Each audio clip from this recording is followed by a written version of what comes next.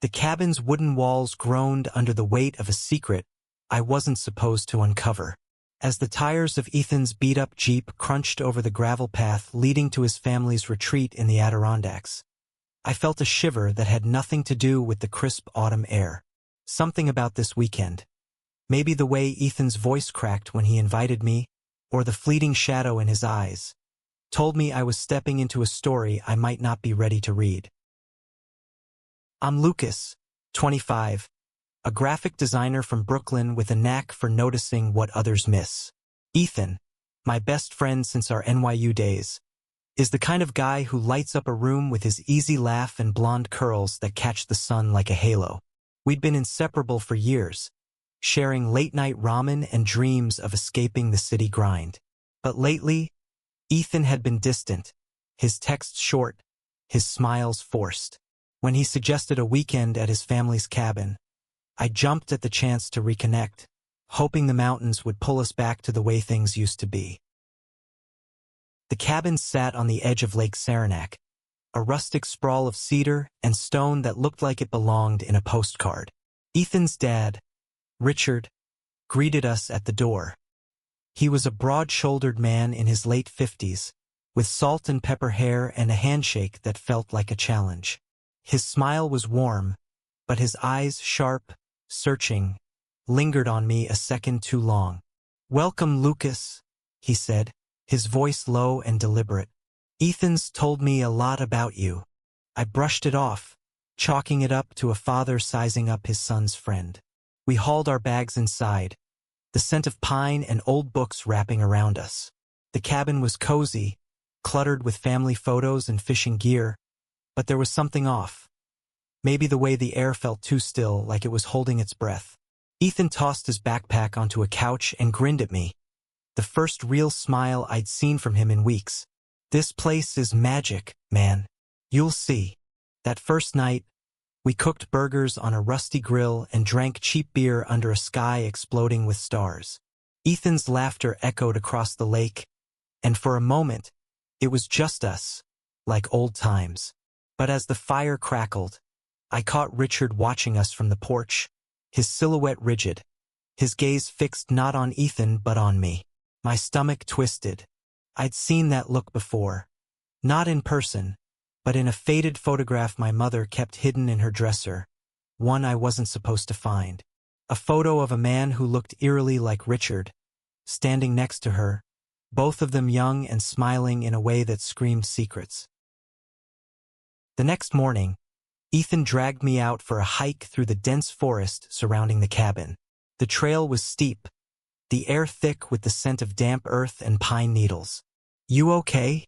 Ethan asked, pausing to catch his breath. His hazel eyes searched mine, and I realized how close we were standing, our shoulders brushing as we leaned against a tree. My heart did a weird flip, one I'd been ignoring for years. I wanted to tell him everything. About the photo, about the unease curling in my chest, but instead, I nodded. "Yeah, just out of shape." He laughed, but it didn't reach his eyes. "You're not the only one carrying something heavy, Lucas." Before I could ask what he meant, he turned and kept walking, leaving me to follow in silence. Back at the cabin, Richard was waiting. He'd set up a fishing trip for the three of us, his enthusiasm almost too bright, like he was trying to distract us from something. As we cast lines into the lake, I couldn't shake the feeling that Richard's questions about my family, my childhood in Syracuse, my mother's maiden name, weren't casual. They were pointed, like he was piecing together a puzzle I didn't know existed. Ethan, oblivious, chattered about his job as a social worker, his voice warm with passion.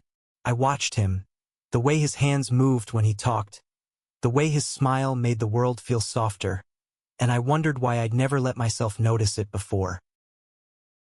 That night, after Ethan went to bed, I found Richard in the living room, staring at an old photo album. The page was open to a picture of a young man with my eyes, my jawline, standing next to a woman who could only be my mother. My breath caught. "Who is that?" I asked, though I already knew. Richard's face hardened, but his voice was soft. Someone I used to know. He closed the album with a snap, but not before I saw the truth in his eyes. A truth that tied my past to his, and maybe to Ethan's, in ways I couldn't yet understand. The fire in the cabin's hearth popped, sending sparks up the chimney, but the warmth couldn't touch the chill spreading through me. Richard's words hung in the air like smoke, and the photo album, now closed on the coffee table, felt like a locked door I wasn't sure I wanted to open. I sat across from him, my mind racing with questions I didn't know how to ask. "Lucas," Richard said, leaning forward, his hands clasped tightly. "You look like him. Your father." His voice was steady, but there was a tremor beneath it, like he was unearthing something long buried. I froze. My father had always been a ghost in my life. My mother's vague stories painted him as a fleeting romance, a man who left before I was born. She never gave me a name, only fragments. He loved the mountains. He was kind but restless. He broke her heart. "How do you know my father?" I asked, my voice barely above a whisper. Richard's eyes flicked to the stairs, where Ethan was sleeping, then back to me. "I knew him better than most," he said. "We were close, back in the 90s, before I met Ethan's mother." The weight of his words hit me like a punch. Close. The way he said it, heavy with unspoken history, made my stomach churn. I thought of the photo, the way my mother and that man, Richard's friend, maybe more, had looked at each other. I thought of Richard's guarded glances, the way he seemed to study me like a book he'd read before. "What are you saying?" I asked, my throat tight. Richard stood, pacing to the window. The lake outside shimmered under the moonlight, a mirror for secrets. "Your father, James, was my best friend. More than that, for a while. We were young, stupid, scared of what we felt. The world wasn't kind to people like us back then." He paused, his shoulders sagging. "When he met your mother, everything changed. He chose her, and I let him go." My head spun. My father, James, had been in love with Richard? The man sitting across from me, Ethan's father, had been part of a story my mother never told. I wanted to run upstairs, wake Ethan, tell him everything, but something held me back. Maybe it was the way Richard's voice cracked, or the way his hands trembled as he poured himself a glass of whiskey. "Does Ethan know?" I asked. Richard shook his head. "He knows I loved someone before his mother, but not who, not the details. I've spent years trying to protect him from my mistakes." He looked at me, his eyes raw. "And then you showed up, looking like James, talking like him. It's like seeing a ghost." I didn't sleep that night. I lay on the couch, staring at the ceiling, piecing together the fragments of my father's life. Richard's confession felt like a key, but to what lock? And why did it make my chest ache when I thought of Ethan? Sleeping just upstairs, unaware of the storm brewing in his father's past. The next morning, Ethan was up early, making coffee in the cramped kitchen. His hair was a mess, his smile soft, and when he handed me a mug, our fingers brushed, sending a jolt through me. "You look like you saw a ghost," he teased, but his eyes lingered, searching. I wanted to tell him about Richard, about my father, but the words stuck. Instead, I followed him outside to the dock, where we sat with our feet dangling over the water. "Something's up with you," Ethan said, his voice quiet. "You've been weird since we got here." He bumped his shoulder against mine, a gesture so familiar it hurt. I looked at him, at the way the morning light caught his eyes, and felt something shift inside me. I'd spent years telling myself we were just friends, that the warmth I felt around him was normal, safe. But sitting there, with Richard's secret burning in my mind, I realized I'd been lying to myself. "Ethan," I started, my voice shaky, "what if there's something about your dad, about my dad, that changes everything?" He frowned, his hand brushing mine again, this time lingering. "What do you mean?" he asked, and I saw the same fear in his eyes that I felt in my chest. Before I could answer, Richard called us back to the cabin for breakfast. The moment broke, but Ethan's touch stayed with me, a promise of something I wasn't ready to name. Breakfast was tense, the clink of forks against plates too loud in the silence. Richard's eyes darted between Ethan and me, like he was waiting for the truth to spill out. Ethan, oblivious, talked about a kayaking trip he wanted to take that afternoon, his enthusiasm a stark contrast to the weight in my chest. I couldn't stop thinking about Richard's confession, about my father, about the way Ethan's hand had felt against mine on the dock. After breakfast, Ethan grabbed the kayak paddles, his grin infectious. "Come on, Lucas. Let's hit the lake." I followed him, grateful for the distraction, but Richard's voice stopped us at the door. "Be careful out there," he said, his tone heavy with something unspoken. Ethan rolled his eyes, but I caught Richard's gaze, and it felt like a warning. The lake was calm, the water a mirror for the towering pines and the endless sky. Ethan and I paddled in sync, our kayak cutting through the surface like a whispered secret. "You're quiet again," Ethan said, glancing back at me. "What's going on, man?" His voice was soft, almost pleading, and I realized how much I'd been holding back. Not just about Richard, but about everything I felt for him. I stopped paddling, letting the kayak drift. "Ethan, there's something I need to tell you." My heart pounded as I spoke, the words tumbling out before I could stop them. "Your dad knew my father. They were together. In love, I think. Before my mom, before your mom." Ethan's paddle froze mid-air, his face unreadable. "What?" he whispered. I told him everything. Richard's late-night confession, the photo, the way it felt like our families were tangled in a knot neither of us had seen coming. Ethan listened, his eyes fixed on the water, his jaw tight. When I finished, he was quiet for a long time, the only sound the gentle lapping of waves against the kayak. "Why didn't he tell me?" he finally said, his voice breaking. "All these years, he's been carrying this, and he never said a word." I reached out, my hand finding his shoulder. "Maybe he was scared," I said. "Maybe he thought it would change how you see him." Ethan turned to me, his eyes wet, and for a moment, I thought he might pull away. Instead, he covered my hand with his touch warm and steady. "You're not just telling me about them, are you?" he said, his voice barely audible. "There's something else." My breath caught. This was it, the moment I'd been running from since we met. "Ethan," I faltered, the words too big, too heavy. But his eyes held mine, and I saw something there, hope, maybe, or something deeper. "I think I'm in love with you," I said, the confession spilling out like water breaking a dam. "I've been in love with you for years." The silence that followed was deafening.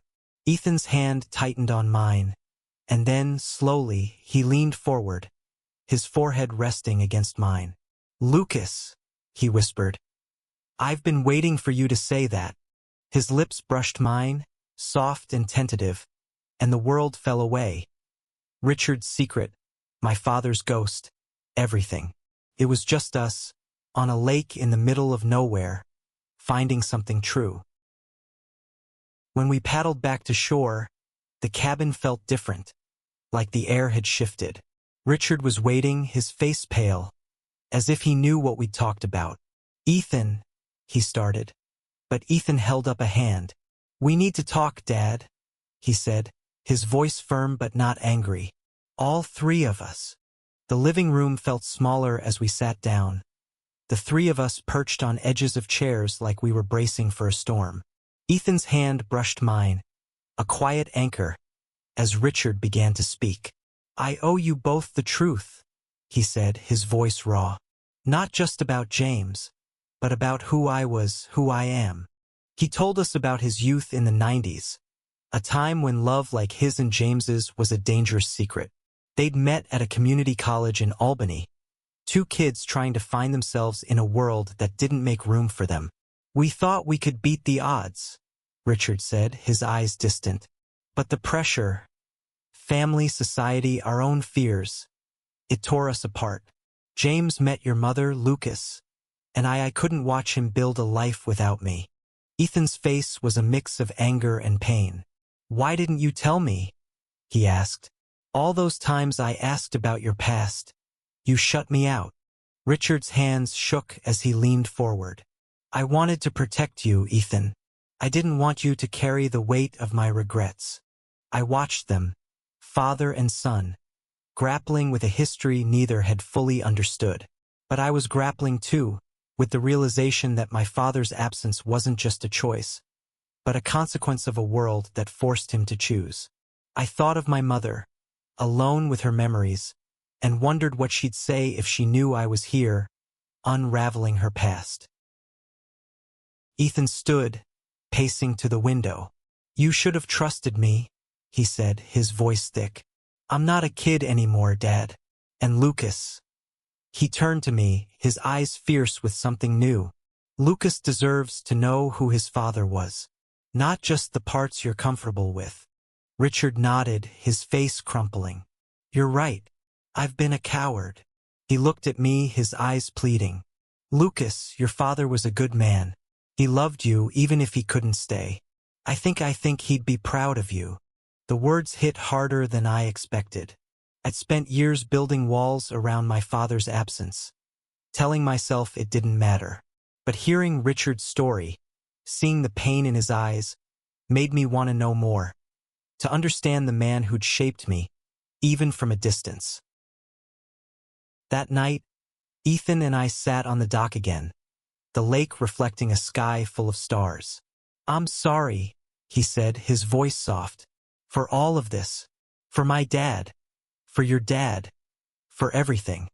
I shook my head, taking his hand. "Don't be. This weekend it's messy but it's real, and I wouldn't trade it. Not if it means I get to be here with you." He smiled, a real smile this time, and kissed me again, slower, surer. The world felt bigger, scarier, but also brighter, like we'd found a piece of something worth holding on to. The final morning at the cabin dawned soft and golden, the lake shimmering like it was trying to wash away the weight of the weekend. Ethan and I packed our bags in silence, the kind that felt full rather than empty. Richard stood at the kitchen counter, making coffee, his movements slower, like he was carrying the years he'd kept hidden. Before we left, Richard pulled me aside. "Lucas," he said, his voice steady now, "I don't expect forgiveness, but I hope you'll find a way to make peace with your father's story, and with me." I nodded, not trusting myself to speak. I didn't know if I could forgive the silence, but I understood it, the fear, the shame, the love that didn't have a place to land. As Ethan and I drove away, the cabin shrinking in the rearview mirror, I felt a strange sense of clarity. The weekend had cracked open truths I hadn't expected. About my father, about Richard, about myself.